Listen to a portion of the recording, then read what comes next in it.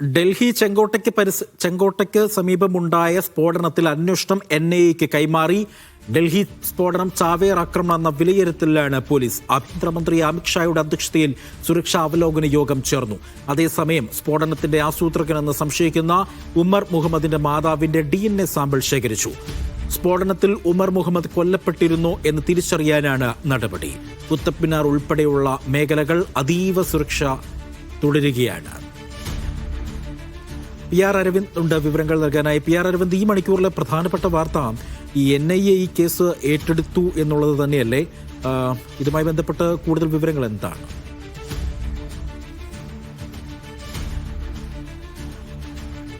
കഴിഞ്ഞ ദിവസം സ്ഫോടനം ഉണ്ടായതിന് പിന്നാലെ തന്നെ NIA അടക്കമുള്ള സംഘങ്ങൾ ആ സംഭവസ്ഥലത്തെത്തി വിവരശേഖരണം നടത്തിയിരുന്നു. ഇപ്പോൾ അന്വേഷണം പൂർണ്ണമായും NIAക്ക് കൈമാറിയിരിക്കുകയാണ്. കേന്ദ്ര ആഭ്യന്തര മന്ത്രാലയമാണ് അന്വേഷണം NIAക്ക് കൈമാറിയതായി വ്യക്തമാക്കിയിരിക്കുന്നത്. ഇനി അന്വേഷണ ചുമതലകൾ പൂർണ്ണമായും NIAയുടെ നിയന്ത്രണത്തിലായിരിക്കും. കഴിഞ്ഞ ദിവസം തന്നെ സാമ്പിളുകളും അതുപോലെ തന്നെ തെളിവുകളടക്കം ഈ മേഖലയിൽ നിന്ന് ശേഖരിച്ചിരുന്നു. ഇന്ന് രാവിലെയും NIAയുടെ നിരവധി ഉദ്യോഗസ്ഥരാണ് സംഭവസ്ഥലത്തേക്ക് എത്തുകയും ചെയ്തിരുന്നത്. 11 മണിക്ക് കേന്ദ്ര ആഭ്യന്തരമന്ത്രിയുടെ അധ്യക്ഷതയിൽ ഉന്നതതല യോഗം ചേരുകയും അതിനുശേഷമാണ് കേസ് അന്വേഷണം ഇപ്പോൾ NIAക്ക് കൈമാറുകയും ചെയ്തിരിക്കുന്നത്. എന്തായാലും ഉമർ മുഹമ്മദ് എന്ന വ്യക്തിയെ കേന്ദ്രീകരിച്ചുകൊണ്ടുള്ള അന്വേഷണമാണ് ഇപ്പോൾ മുന്നോട്ട് പോകുന്നത്. കാരണം കഴിഞ്ഞ ദിവസം 6:55 കൂടിയാണ് ചെങ്കോട്ട പരിസരത്ത് സ്ഫോടനം ഉണ്ടാകുന്നത്. ഉമർ മുഹമ്മദ് എത്തിയ കാർ I-20 കാർ പൊട്ടിത്തെറിക്കുകയായിരുന്നു. എന്തായാലും ഇതുമായി ബന്ധപ്പെട്ട അന്വേഷണം നടക്കുകയും ജമ്മു കാശ്മീരിലടക്കം വലിയ രീതിയിലുള്ള പരിശോധനകളാണ് ATSന്റെ ഭാഗത്തുനിന്ന് പുരോഗമിച്ചുകൊണ്ടിരിക്കുന്നത്. ഉമർ മുഹമ്മദിന്റെ മാതാവിന്റെ പക്കൽ നിന്ന് DNA സാമ്പിൾ ശേഖരിക്കുകയും ചെയ്തിട്ടുണ്ട്.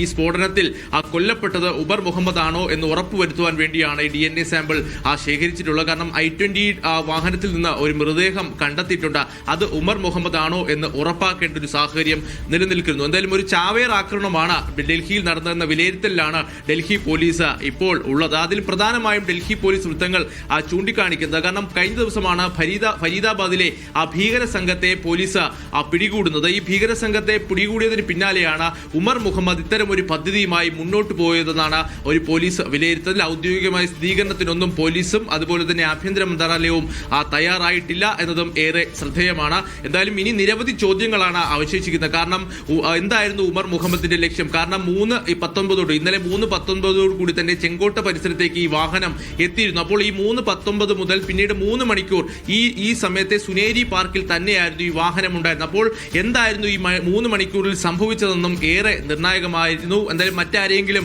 ഉമർ മുഹമ്മദ് കണ്ടിരുന്നോ, അല്ലെങ്കിൽ വേറെന്തെങ്കിലും തരത്തിലുള്ള ആസൂത്രണം നടന്നിരുന്നോ അടക്കമുള്ള കാര്യങ്ങൾ ഇനിയൊരു ചോദ്യം ആയിട്ട് തന്നെ അവശേഷിക്കുന്നു. കാരണം വാഹനം മെല്ലെയാണ് ഈ റെഡ് സിഗ്നലിലേക്ക് വന്നു നിന്നത്. അപ്പോൾ ഈ അപകടം അല്ലെങ്കിൽ ഈ സ്ഫോടനം നടന്ന സംഭവ സ്ഥലത്താണോ ഒരു സ്ഫോടനം നടത്താൻ ഉദ്ദേശിച്ചിരുന്നത്, അല്ലെങ്കിൽ ചാന്ദിനി ചൗക്ക് അടക്കമുള്ള മേഖലയിൽ സമീപത്തുണ്ട്, അവിടെ എവിടെയെങ്കിലും ആണോ സ്ഫോടനം നടത്താൻ ഉദ്ദേശിച്ചിരുന്ന അടക്കമുള്ള കാര്യങ്ങളിൽ ഒരു വ്യക്തത വരേണ്ട ഒരു സാഹചര്യം നിലനിൽക്കുന്നു. എന്തായാലും പ്രധാനമന്ത്രിയും അതുപോലെ തന്നെ പ്രതിരോധ മന്ത്രി അടക്കമുള്ളവർ ഇപ്പോൾ വലിയ നിലപാടുകൾ സ്വീകരിച്ചിട്ടുണ്ട്. പ്രധാനമന്ത്രി നിലവിൽ ഭൂട്ടാനിലാണ്. അദ്ദേഹം വ്യക്തമാക്കുന്നത് ഗൂഢാലോചനയ്ക്ക് പിന്നിലുള്ളവർക്ക് തക്കതായ തിരിച്ചടി നൽകുമെന്നും അതുപോലെ തന്നെ കുറ്റക്കാരെ നിയമത്തിന് മുന്നിൽ കൊണ്ടുവരുമെന്നാണ് പ്രധാനമന്ത്രി ചൂണ്ടിക്കാണിക്കുന്നത്.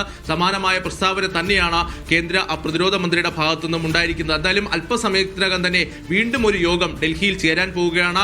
ആഭ്യന്തരമന്ത്രിയുടെ അധ്യക്ഷതയിൽ അന്വേഷണ ഏജൻസികളുടെ യോഗമാണ് ഡൽഹിയിൽ ആരംഭിക്കാൻ പോകുന്നത്. കാരണം കഴിഞ്ഞ ആഴ്ചകളടക്കം നിരവധി ഭീകരാക്രമണ ശ്രമമായിരുന്നു രാജ്യത്ത് തകർത്തത്. ഫരീദാബാദിൽ നിന്ന് ഏകദേശം 3000 കിലോയോളമുള്ള സ്ഫോടക വസ്തുക്കൾ പിടിച്ചെടുക്കുകയും ചെയ്തിരുന്നു. ഗുജറാത്തിലടക്കം നിരവധി പേരെ ഗുജറാത്ത് ATS പിടികൂടുകയും ചെയ്തിരുന്നു. പക്ഷേ അത്തരത്തിൽ ഒരു ഭീകരാക്രമണമാണെങ്കിൽ സർക്കാരിന്റെ ഭാഗത്തുനിന്ന് വലിയ വീഴ്ചയുണ്ടായെന്ന വിലയിരുത്തലിലേക്ക് കാര്യങ്ങൾ പോകുന്ന ഒരു സാഹചര്യം നിലനിൽക്കുന്നു. കാരണം ഡൽഹി പോലൊരു തന്ത്രപ്രധാന മേഖലയിൽ എങ്ങനെയാണ് ഇത്തരത്തിലുള്ള ഒരു സുരക്ഷാ വീഴ്ച ഉണ്ടായത്? കാരണം ഇന്നലെ രാവിലെ 8 മണിയോടുകൂടി ഡൽഹിയിലേക്ക് ബദർപൂർ വഴിയാണ് ഈ വാഹനം പ്രവേശിച്ചിരിക്കുന്നത്. അപ്പോൾ രാവിലെ 8 മണിക്ക് വാഹനം ഡൽഹിയിലെത്തി.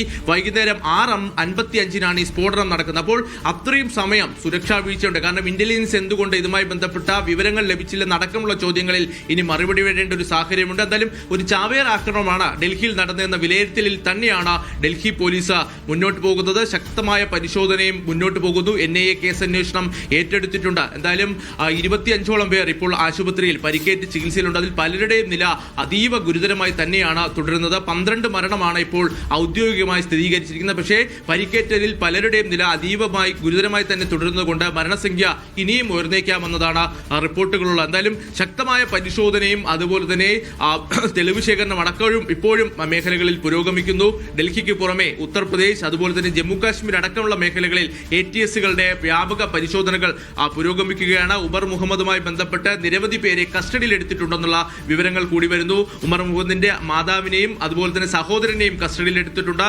മാതാവിൽ നിന്ന് DNA സാമ്പിളുകൾ ശേഖരിച്ചിട്ടുണ്ട്. കഴിഞ്ഞ 7 വർഷമായി അൽഫല മെഡിക്കൽ കോളേജിലെ ജോലി ചെയ്യുകയായിരുന്നു ഉമർ മുഹമ്മദ് എന്ന് പറയുന്നത്. ആ ആശുപത്രിയുമായി ബന്ധപ്പെട്ട് ആശുപത്രിയിലെ ചില മറ്റു ഡോക്ടർമാരെ അടക്കം കഴിഞ്ഞ ദിവസം പിടികൂടിയിരുന്നു. ഇത്തരത്തിൽ ഭീകരാക്രമണങ്ങൾക്ക് ഇവർ ശ്രമിക്കുന്നു എന്ന് തന്നെയാണ് കേന്ദ്ര സർക്കാർ വിലയിരുത്തലുള്ളത്. എന്തായാലും ശക്തമായ പരിശോധന നടക്കുന്നു. രാജ്യം അതീവ ജാഗ്രതയിൽ തന്നെയാണുള്ളത്.